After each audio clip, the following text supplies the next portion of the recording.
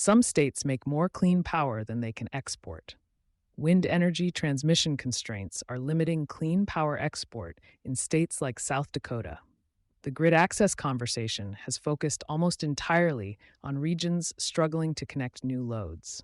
There's a parallel constraint getting far less attention: states generating more clean power than their transmission infrastructure can carry out. South Dakota is generating roughly twice as much electricity as it consumes. The surplus comes primarily from wind, which provided 59% of the state's electricity generation in 2024, and it flows into neighboring states when transmission capacity allows. When it doesn't, the excess generation creates its own set of grid management challenges: curtailment, pricing anomalies, and a practical ceiling on how much additional renewable development can be economically justified. Without the transmission infrastructure to move it, new generation has nowhere to go. It's a different version of the energy access problem than the one most facilities and procurement teams are tracking, but it's still a grid infrastructure problem, and it has real implications for corporate energy contracting in the central U.S. South Dakota wind energy and the transmission capacity gap. South Dakota's installed wind capacity sits at approximately 3,460 megawatts, spread across 25 active wind farms, enough to rank 13th in the nation for total installed capacity. In 2024, wind powered more than 1 million homes, giving South Dakota the second largest wind generation share in the country behind only Iowa. The pipeline is growing too.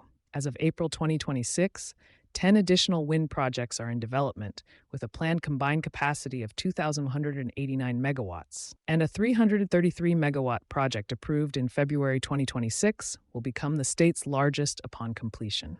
The state's total technical wind energy potential, calculated by the National Renewable Energy Laboratory, NRL, is approximately 2,902 terawatt-hours per year. Current installed capacity, impressive as it is regionally, captures a fraction of that figure. The gap isn't primarily about technology or economics. Wind development costs have fallen dramatically over the past decade, and the resource base is among the strongest in the country. The constraint is transmission. Without the infrastructure to move power from where it's generated to where it's needed, additional development faces diminishing financial returns. The solar picture is starker still.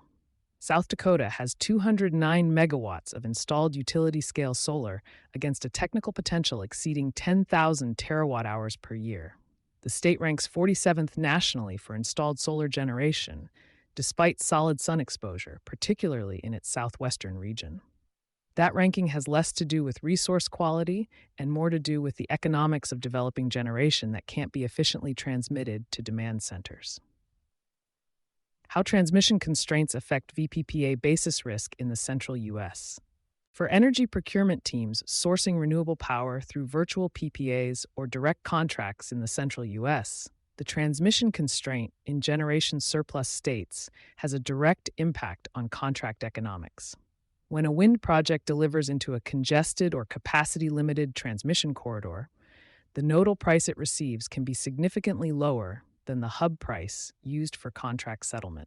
That spread widens basis risk in ways that often weren't modeled when contracts were originally structured, particularly for agreements signed before regional congestion reached its current levels.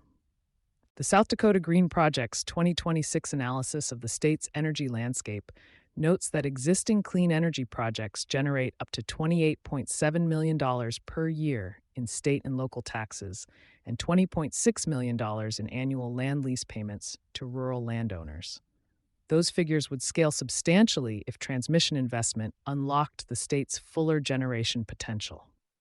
The economic case for transmission build-out is real. The capital and timeline requirements for large projects mean near-term relief is limited, with MISO's current expansion planning framing central U.S. transmission upgrades as a multi-year, multi-billion-dollar undertaking.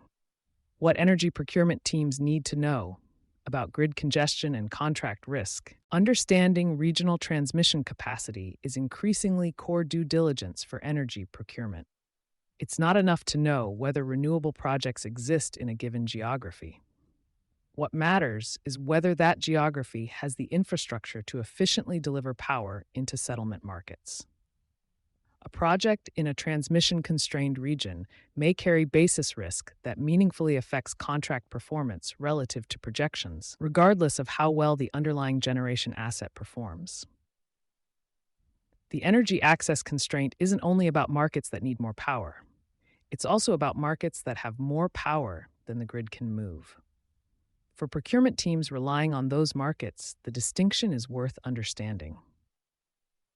You've been listening to Sustainability Soundbites by Environment and Energy Leader. For partnership opportunities, please reach out to our team.